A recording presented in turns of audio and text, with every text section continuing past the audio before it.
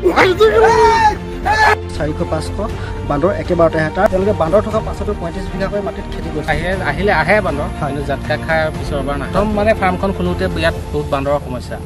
মানুহে বহুতে কয় তহঁতে বান্দৰৰ পৰা খেতি কৰিব পাৰিবি নে নোৱাৰে 100% পাৰিব আৰু এবাৰ জাতকা খোৱাৰ পিছত ই নাহে আৰু ছেকেণ্ড টাইম নাহে আৰু গৰু ছাগলীৰ কাৰণে এইটো আমাৰ চবতে ব্যৱহাৰ কৰোঁ যেতিয়া প্ৰথম লগাইছিল 2019 চনত লগাইছিল যেতিয়া আপুনি কৃষি ফাৰ্মখন আৰম্ভ কৰিছিল 19 চনৰ পৰা এতিয়ালৈকে এইটো মেচিনে চলি আছে নমস্কাৰ দৰ্শকসকল মই পংকজ খনকৰ আপোনালোকে চাই আছে কৃষি জাগৰণ অসম দৰ্শকসকল আমি যেতিয়া খেতি বাতিৰ সম্বন্ধীয় কথা কওঁ আৰু যি অঞ্চলৰ লোকে আমাৰ ভিডিঅ' চাই যি অঞ্চলত বান্দৰ আছে সেই বান্দৰ থকা অঞ্চলৰ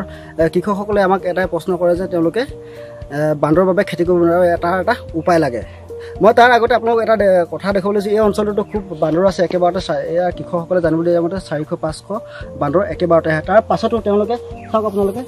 গোটেই কৃষি পথাৰখন নদন বদন হৈ আছে ফলে দেখিছে আপোনালোকে প্ৰায় তেওঁলোকে বান্দৰ থকা পাছতো 35 বিঘাকৈ মাটিত খেতি কৰিছে ইয়াৰ অন্তৰালত কেনেকুৱা ধৰণৰ চিক্ৰেট আছে আৰু তেওঁলোকৰ কি যাদু আছে ইয়াত বান্দৰ থকা পাছতো ইমানকৈ এনেকৈ ফল ফুল লগাই ৰাখিছে প্ৰায় 35 বিঘাকৈ মাটিত ইয়াৰ অন্তৰত কি যাদু আছে বা চিক্ৰেট আছে এই বিষয়ে আমি আপোনালোকক আজি জনাবলৈ চেষ্টা কৰিম মই তেওঁলোকৰ যি যাদু আছে সেই যাদুটো হৈছে এই যাদুটো আছে ইয়াত লুকাই আছে এই মেচিনটোৰ ভিতৰতে লুকাই আছে সেই যাদু এই মেচিনটো কোৱা হয় জাটকা মেচিন ইয়াতে এইটো জাটকা মেচিন দেখিছে এই জাটকা মেচিনটোৰ পৰা ইয়াত চলাৰ পৰা চাৰ্জ হয় ইয়াত চাৰ্জৰ পৰা ইয়াত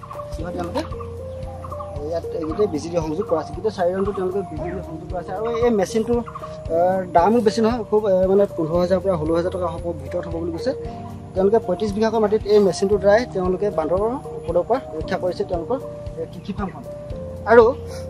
চাওক আপোনালোকে মই পুনৰ কৈছোঁ এই 35 বিঘা মাটি যদি জেওৰা মাৰিবলৈ হয় কিমান টকা খৰচ হ'ব জেওৰা কেৱল গৰুকে ৰক্ষা কৰিব কিন্তু বান্দৰক নোৱাৰে গতিকে তেওঁলোকে বান্দৰৰ সমস্যাটো নিৰাময়ৰ কাৰণে এই পদক্ষেপ লৈছে তাৰপিছত আমি যিটো মেচিন দেখি আছোঁ এই মেচিনটো 2019 চনতে তেওঁলোকে কিনিছিলে তাৰ পাছৰ পৰা এতিয়ালৈকে বেয়া হোৱা তেওঁলোকে ফ্লিপকাৰ্টত অৰ্ডাৰ দি আৰম্ভ কৰিছিলে তেওঁলোকে ইউটিউবত প্ৰথমতে চাই লৈছিলে ইউটিউবত দেখাৰ পাছতে তেওঁলোকে এই ব্যৱস্থাটো কৰিছিলে এই মেচিনটো অৰ্ডাৰ দি কিনি আনিছিলে এই মেচিনটোৰ বিষয়ে নামটো কি আৰু ইয়াৰ বিষয়ে এইটো চ'লাৰ ঝাটকা মেচিন আমি অনলাইন অৰ্ডাৰ কৰি আনিছিলোঁ আপোনাৰ খৰচ প্ৰায় 13-15,000 মান খৰচৰ ভিতৰত হৈছিলে আৰু আপোনাৰ বাউণ্ডাৰীটো মাৰিবৰ কাৰণে তাঁৰ কিনি আনো আমি তাঁৰ খুটা পুতি তাঁৰ ফেঞ্চিং মাৰি দিওঁ 4-5ডালকৈ লাইন কৰি তাৰপৰা ইয়াত কানেকশ্যন দিওঁ বান্দৰ আহিলে আহে বান্দৰ কিন্তু জাতকা খাই পিছৰবাৰ নাহে এইটো কথা আপোনালোকে প্ৰথমে ক'ত গম পালে আমি ইউটিউবত চাইছিলোঁ প্ৰথম ইউটিউবত চালোঁ প্ৰথম মানে ফাৰ্মখন খোলোতে ইয়াত বহুত বান্দৰৰ সমস্যা মানুহে বহুতে কয় তহঁতে বান্দৰৰ পৰা খেতি কৰিব পাৰিবি নে নোৱাৰে তাৰপৰা আমি ইউটিউবত চালোঁ ইউটিউবত দেখিলোঁ বস্তুটো তাত চাই লগে লগে অৰ্ডাৰ দি দিলোঁ প্ৰথম যেতিয়া আমি ফাৰ্মখন খুলিছিলোঁ যিবোৰ অঞ্চলত মানে বান্দৰৰ ওপৰত আছে সেই অঞ্চলৰ কোনো কৃষক যদি এই মেচিনটোৰ সহায়ত মানে থাকিলে মানে বান্দৰৰ সমস্যাক অতিক্ৰম কৰি তেওঁলোকে পাৰিব 100% পাৰিব আৰু এবাৰ জাতকা খোৱাৰ পিছত ই নাহে আৰু ছেকেণ্ড টাইম নাহে আৰু জাতকাটো খাই মানে বান্দৰটো একো অপকাৰ নহয় এনেই জাতকাটো খাব আৰু সিহঁতে পৰি পাই আঁতৰি গুচি যায় গৰু ছাগলীৰ কাৰণে এইটো আমাৰ চবতে ব্যৱহাৰ কৰিব আমি বাউণ্ডাৰী এতিয়া আগত জেওৰা দিওঁ এতিয়া আজিকালি কিন্তু এইটোৱে চব ৰাউণ্ডকে মাৰি থয় জেওৰাতকৈ মানে এইটো অলপ বেছি কম খৰচতে হ'ব এতিয়া 35 বিঘা মাটি আছে 35 বিঘা মাটিত এইটো এটা মেচিনে কভাৰ কৰি দিয়ে আপোনাৰ 35-40 বিঘা এটা মেচিনতে যাব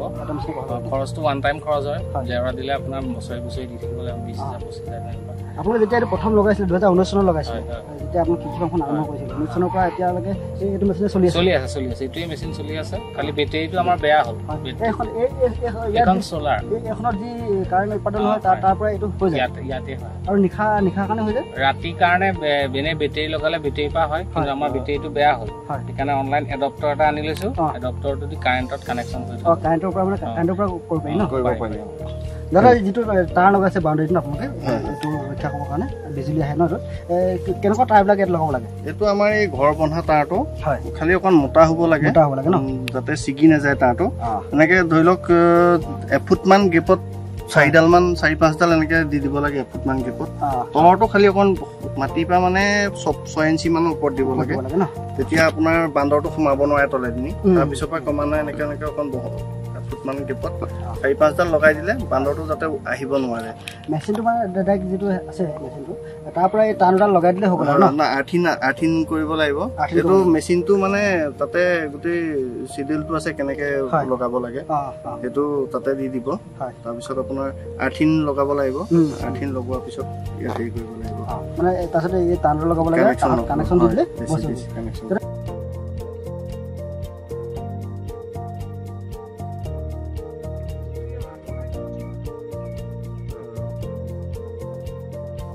Ja, ist er wieder.